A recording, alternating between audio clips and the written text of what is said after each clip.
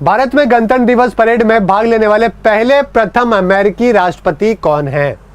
काफी इंटरेस्टिंग सवाल है और काफी कुछ है जो कि आपको यहाँ पे इंटरेस्टिंग चीजें जानने को मिलेगी।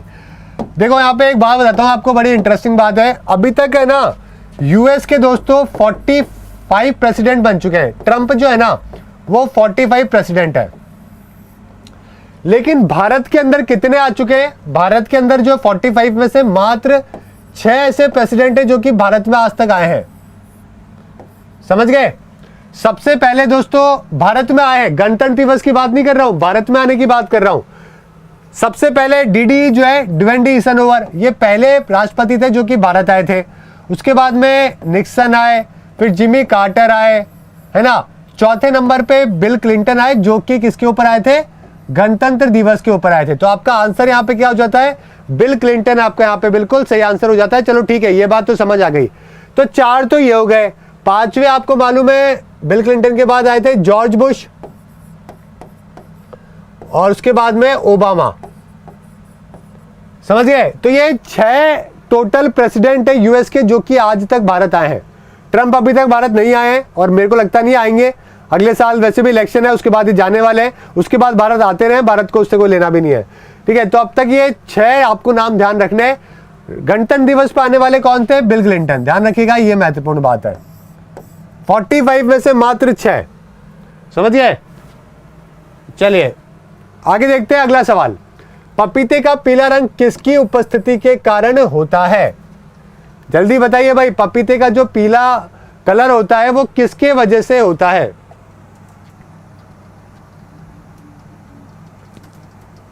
हाँ, ओबामा 2 बार आ चुके हैं, बिल्कुल सही है, लेकिन आदमी तो एक ही है ना, राष्ट्रपति तो है, तो 6 बार हुए टोटल मिला के। टोटल 6 लोग हैं।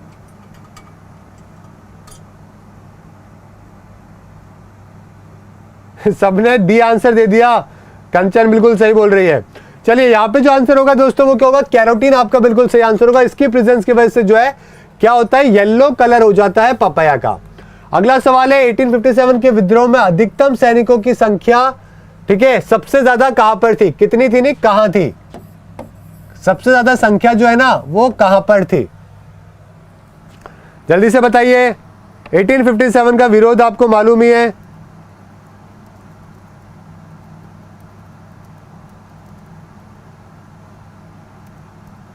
आंसर करो भाई। देखो एक बात और ध्यान रखिएगा, पेपर में 1857 से लेकर जो है वो सवाल पूछा जाता है। ये जो सिपाही म्यूटिनी जो हुई थी ना, जो ये जो विद्रोह हुआ था, फर्स्ट वॉर ऑफ इंडिपेंडेंस हम इसको कहते हैं, है ना। मेरठ से इसकी शुरुआत हुई थी। सबसे पहले तो दोस्तों ना 1857 के अंदर जो है मई के अंदर इसकी शुरुआत हुई थी। पेपर में आता है कि कहाँ से शुरुआत हुई थी। तो भाई सबसे पहले तो ध्यान रखिएगा कि मेरठ से इसकी शुरुआत हुई थी। सबसे ज्यादा जो सैनिक थे वो अवध के अंदर थे। आंसर तो आपका अवध हो जाएगा यहाँ पे। समझ गए? इसके अलावा काफी सारे लीडर्स थे इस मूवमेंट के अंदर, जैसे कि मंगल पांडे। कहाँ से थे? तो मंगल पांडे जो लीड कर रहे थे वो कहाँ पे कर रहे थे? बैरकपुर के अंदर लीड कर रहे थे, है ना। मंगल पांडे, पांडे जी जो थे वो कहाँ पे थे? मंगल पांडे वो वहां थे। दिल्ली के अंदर कौन कर रहा था? तो भाई बख्त खान बहादुर शाह द्वितीय, है ना। इसके अलावा लखनऊ के अंदर बेगम हजरत महल थी। कानपुर में नाना साहब थे, तात्या तोपे भी थे। झांसी के अंदर लक्ष्मीबाई थी अपनी। बिहार के अंदर उनका नाम था कुंवर सिंह। इलाहाबाद के अंदर लियाकत अली। तो ये कुछ नाम है जो कि पेपर के अंदर पूछ लेते हैं। बरेली के अंदर खान बहादुर खान, है ना। तो ये सब ध्यान रखिएगा, पेपर के अंदर सवाल है जो कि यहां से बन जाता है। अगला सवाल है जीव विज्ञान में डीएनए स्टैंड्स के लिए क्या है? बताइए भाई, डीएनए की फुल फॉर्म बताइए। डीएनए होता क्या है पहले तो ये बताओ। देखो डीएनए आपको एक सिंपल तरीके से समझाता हूं मैं। आपका बॉडी में बिलियंस ऑफ सेल्स होते हैं, बहुत सारे सेल्स होते हैं। सेल्स के अंदर क्या होता है दोस्तों? न्यूक्लियस होता है, पता है ना। अंदर सबसे अंदर जो होता है सेंटर पॉइंट पे न्यूक्लियस। न्यूक्लियस के अंदर दोस्तों क्रोमोसोम्स होते हैं और एक क्रोमोसोम के अंदर क्या होता है? डीएनए होता है कुछ इस प्रकार का। और इसके अंदर जो है ना, जो नाइट्रोजीनियस बेस है, जो इसका जो नाइट्रोजीनियस बेस है उसके अंदर आपकी डीएनए के अंदर क्या होता है? आपकी जेनेटिक इंफॉर्मेशन होती है। इसके ऊपर मैंने अलग से वीडियो बना रखा है। अगर आप डीएनए और वाईफाई स्टडी या बुनेश लिखोगे ना, डीएनए आरएनए, तो आपको एक वीडियो मिलेगा यूट्यूब पे। तो बायोलॉजी के बहुत जबरदस्त चैप्टर है, पूरा इमेज के थ्रू पढ़ाया था मैंने किसी टाइम पे सीजीएल के बच्चों को, तो देख लीजिएगा। देखो कुछ भी वीडियो पे अगर डालना हो ना, आपको यूट्यूब पे कुछ भी जानना हो किसी भी सब्जेक्ट के बारे में, कुछ भी टॉपिक के बारे में, तो नाम लिख, टॉपिक का नाम लिख के आगे नाम लिख दिया करो, आपको वीडियो मिल जाएगा। चाहे वो करंट का हो, चाहे वो पास्ट का हो, हिस्ट्री, बायोलॉजी हो, चाहे वो कोई पॉलिटी हो, ज्योग्राफी हो, कुछ भी हो, समझ गए, देख लिया करो। आंसर यहाँ पे बिल्कुल सही है आप लोगों का, ए आपका बिल्कुल सही आंसर होगा। डाईऑक्सीराइबो न्यूक्लिक एसिड इसका बिल्कुल सही जवाब है। ठीक है दोस्तों, चलिए ठीक है आगे बढ़ते हैं अगले सवाल की तरफ। काफी सिंपल सवाल था ये तो, कुछ सवाल बड़े सिंपल है जो कि आपके पहले एनटीपीसी में पूछे गए थे। नासा के वैज्ञानिकों को पृथ्वी के बाहर किस ग्रह पर पानी बहने का प्रमाण मिला? जल्दी से बताइए कौन से ग्रह में। ये जो बात है दोस्तों, ये जो बात है भाई, वीडियो को शेयर कर दो अगर अभी तक आपने शेयर नहीं किया है तो, ताकि और भी बच्चे ज्वाइन कर सके। यार 20 मिनट की ताबड़तोड़ क्लास होती है अपनी, 20-25 मिनट की, उसको तो रेगुलर आके देखा करो कम से कम शुरुआत से, और शेयर किया करो ताकि सभी बच्चे देख सके। चलिए आंसर यहाँ पे क्या होगा, मार्स होगा आपका सही आंसर। 2015 के अंदर दोस्तों वैज्ञानिकों ने पता किया था मंगल ग्रह को लेकर, समझ गए, 2015 में किया था, इसलिए सवाल जो है ये आपके 2016 के पेपर के अंदर आ गया था एग्जाम के अंदर, है ना। इसीलिए दोस्तों पूछ लेते हैं इस तरीके के इंपॉर्टेंट चीजों के बारे में। यूरोपियन क्लब के लिए खेलने वाले भारतीय उपमहाद्वीप का पहला फुटबॉल खिलाड़ी कौन सा था? जल्दी से बताइए।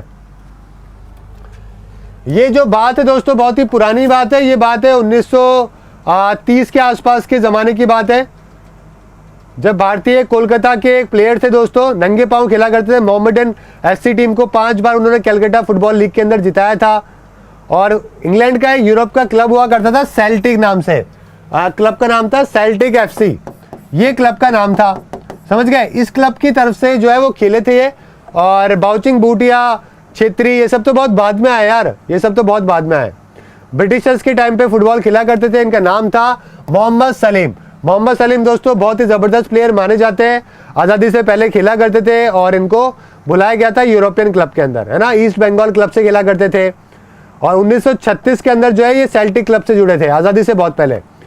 ओके, नंगे पांव भी इन्होंने दुनिया में काफी परचम लहराया। अगला ये देखिए, इस तरीके से नंगे पांव खेला करते थे। अगला सवाल, 2 अक्टूबर 1915 को गठित गूगल की मूल कंपनी का नाम क्या है? बताओ भाई, गूगल की मूल कंपनी का नाम क्या है? जल्दी से बताइए। देखो 197 कम्युनिकेशन किसकी है? पेटीएम की पेरेंट कंपनी है, ध्यान रखिएगा, समझ गए। और अल्फाबेट आईएनसी बिल्कुल सही जवाब है आप लोगों का। अल्फाबेट आईएनसी जो है ये पेरेंट कंपनी है किसकी? गूगल की। यूट्यूब सब इसी के अंदर में आते हैं। भारत का पहला उपग्रह का नाम, बच्चों वाला सवाल है, आप सभी लोग कर लोगे, कोई बड़ी बात नहीं है, बहुत ही सिंपल सवाल है। देखिए दोस्तों, दुनिया के अंदर पहली बार आर्टिफिशियल सैटेलाइट भेजी गई थी, वो स्पुतनिक भेजी गई थी 1 1957 के अंदर रशिया के द्वारा, ठीक है। और एक्टिव सैटेलाइट 1962 के अंदर भेजी गई थी, इसका नाम था टेलसेट, ये एक्टिव सैटेलाइट थी। इंडिया ने दोस्तों 100 से ज्यादा सैटेलाइट हम लोग भेज चुके हैं, आपको मालूम है। पीएसएलवी जो है के काफी सारे ऑपरेशंस कर चुके हैं। 2013 तक हम 72 भेज चुके थे। आर्यभट्ट हमने जो भेजी थी दोस्तों वो 19 अप्रैल 1975 को भेजी थी, ठीक है। और पहली नैनो सैटेलाइट जो हमने भेजी थी आईआईटी कानपुर की हेल्प से, वो हमने जुगनू नाम की भेजी थी, जुगनू, समझ गए। तो ये भी आपको ध्यान रखना है, आर्यभट्ट आपका बिल्कुल सही आंसर है, ठीक है। चलिए अगला सवाल, ये देखिए सवाल 2015 के अंदर सेशेल्स के सांस्कृतिक राजदूत के रूप में किसे नामित किया गया? अभी देखो ये सवाल अपने लिए इंपॉर्टेंट नहीं है, क्योंकि भाई 2016 के अंदर आपका पेपर हुआ था एनटीपीसी का, तो 2015 का जो आपका सवाल है पूछ लिया गया। इंपॉर्टेंट सवाल था कि भाई आपके यहाँ पे सेशेल्स के कल्चर एम्बेसडर पूछे गए थे, तो इसलिए सवाल पूछ लिया गया। लेकिन आज के टाइम पे जो हमारे, ठीक है, आज के टाइम पे जो है ना हमारे यहाँ पे जो कई सारे एक्टर्स हैं जो कि टूरिज्म को प्रमोट करते हैं, है ना, तो आपको ये बताना है कि भाई टूरिज्म को प्रमोट करने वाले कौन से देश के, प्रमोट करने वाले कौन से एक्टर्स हैं, ठीक है। जैसे कि फॉर एग्जांपल यामी गौतम जो है ना, यामी गौतम का नाम आपने सुना होगा, वो हांगकांग टूरिज्म को प्रमोट करती है। वैसे ही एलियाना डी क्रूज जो है 2018 के अंदर, एलियाना जो है ना, एलियाना डी क्रूज, इनको बनाया गया था फिजी की, फिजी जो देश है ना वहां की प्रमोट करते। तो ये सवाल आज के टाइम पे आएंगे। रणवीर सिंह का आपने देखा होगा, रणवीर सिंह जो है ये स्विट्जरलैंड के टूरिज्म को प्रमोट करते हैं, समझ गए। सिद्धार्थ मल्होत्रा को न्यूजीलैंड का बनाया गया था, सिद्धार्थ, सिद्धार्थ मल्होत्रा जो है उनको न्यूजीलैंड के। तो आज के टाइम पे इस तरीके के एग्जाम के सवाल है जो कि आपसे पूछ सकते हैं।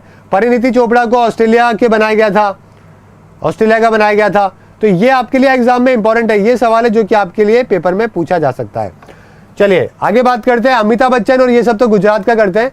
भारत में आर्थिक उदारीकरण किस वर्ष शुरू हुआ था? जल्दी से बताइए और वीडियो को शेयर कर दो भाई, शेयर नहीं किया है तो अभी तक, ताकि सभी बच्चे ज्वाइन कर सके।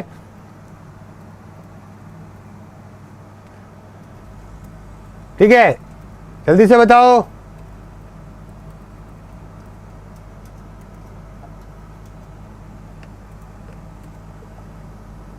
भाई भारत के अंदर इमरजेंसी, फाइनेंशियल इमरजेंसी लगने की हालत हो गए थे। आर्टिकल 360 ही काम में लेने की हालत हो गए थे। आज तक हमारे देश में कभी वित्तीय आपातकाल नहीं लगा, लेकिन उस टाइम पे कंडीशन ऐसी हो गई थी। कब हुई थी? 1991 में। उससे पहले क्या हो था, हर कंपनी को जो है लाइसेंस लेना जरूरी था भारत में काम स्टार्ट करने के लिए। ठीक है, पब्लिक कंपनियां थी, सिर्फ प्राइवेट कंपनियां थी नहीं। तो उस टाइम पे मनमोहन सिंह थे जिन्होंने क्या किया, लिबरलाइजेशन जो है उसको स्टार्ट किया। समझ गए? ठीक है, भारत के अंदर जो बैलेंस ऑफ पेमेंट था ना, हमारे पास पैसे खत्म हो गए थे बहुत। फॉरेन एक्सचेंज जो रिजर्व था वो हमारे पास मात्र 3 हफ्ता का बचा था, यानी कि 3 वीक तक जो है ना हम सिर्फ क्या कर सकते हैं, इंपोर्ट एक्सपोर्ट कर सकते थे। पूरा का पूरा विदेशी जो हमारे पास मुद्रा थी वो खत्म हो चुकी थी। समझ गए? तो फरवरी 1991 के अंदर जब क्या हुआ, मूडी जो एक बहुत बड़ी ऑर्गेनाइजेशन है उसने डाउनग्रेड कर दिया भारत की रैंकिंग भी। और उसके बाद में जो है उस टाइम पे हमारे फाइनेंस मिनिस्टर थे मनमोहन सिंह जी, तो उन्होंने क्या करवाया, इसके बारे में फॉरेन रिजर्व को बढ़ाने के लिए क्या करवाया पूरी तरीके से। और उस टाइम पे प्राइम मिनिस्टर कौन था? नरसिम्हा राव थे। ये भी बात ध्यान रखिएगा। ठीक है, प्राइम मिनिस्टर थे नरसिम्हा राव। जून के अंदर उन्होंने मनमोहन सिंह को प्राइम मिनिस्टर बनाया और कई सारे रिफॉर्म लाने के लिए बोला। और उसके बाद 1 जुलाई को रिफॉर्म्स आए और भारत की स्थिति जो है वो मजबूत हो गई। चलिए अगला सवाल है, थर्मोसेट ओवन में एक उपकरण है जो तापमान को बनाए रखने के लिए मदद करता है। कैसे मदद करता है भाई? बिल्कुल बच्चों वाला सवाल है, इसके अंदर कोई भी बड़ी बात नहीं है। आंसर यहां पे क्या हो जाएगा?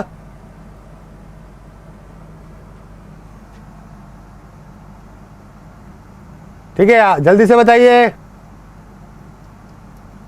अभी क्या होगा। बच्चे पूछ रहे हैं, अरे भाई अभी वैसी हालत नहीं है, अभी तो हो जाएगा, कोई दिक्कत नहीं है। नन्हा पूछ रहा आर्टिकल 352 को लेकर। 352 है नेशनल इमरजेंसी, 56 है स्टेट इमरजेंसी और 360 है फाइनेंशियल इमरजेंसी। आंसर यहाँ पे बहुत ही सिंपल सा है भाई, रेगुलेटिंग फ्लो ऑफ हीट को रेगुलेट करके ही तो ओवन काम करता है। बिल्कुल बच्चों वाला सवाल था, कुछ पढ़ने की जरूरत नहीं है, वैसे आंसर निकाल सकते हो। कॉन्फिक्यूअस कौन थे? जल्दी से बताइए, कॉन्फिक्यूअस कौन थे? अरे हाँ भाई फिलोसफर थे, वो तो सभी को पता है। फिलोसफर थे कॉन्फिक्यूअस, ये तो पता है, लेकिन कॉन्फिक्यूअस कौन थे ये आपको बताना है। ये 6ठी शताब्दी के अंदर हुआ करते थे, जब हमारे यहाँ पे जो वो चल रहा था ना, गुप्त वंश चल रहा था, उस टाइम के ये आदमी है दोस्तों कॉन्फिक्यूअस। और ये कौन है? ये दोस्तों चाइनीज फिलोसोफर थे। ठीक है, चाइनीज फिलोसोफर थे और काफ़ी इन्होंने उस टाइम पे स्प्रिंग ऑटम सीजन के बारे में काफ़ी बताया है ना। चाइना के अंदर जो है काफ़ी सारे 100 ऑफ स्कूल जो है ना वो उनके थॉट के स्टार्ट करे वहाँ पे। ठीक है, तो काफ़ी चाइना के अंदर फेमस पर्सन माने जाते हैं। समझ गए मेरी बात? चलिए, तो आपका आंसर हो जाएगा चीनी दर्शन शास्त्री। जियोसेंट्रिक और हीलोसेंट्रिक शब्द का अर्थ क्या होता है? जल्दी से बताइए। ये सवाल आपके एग्जाम में आ चुका है।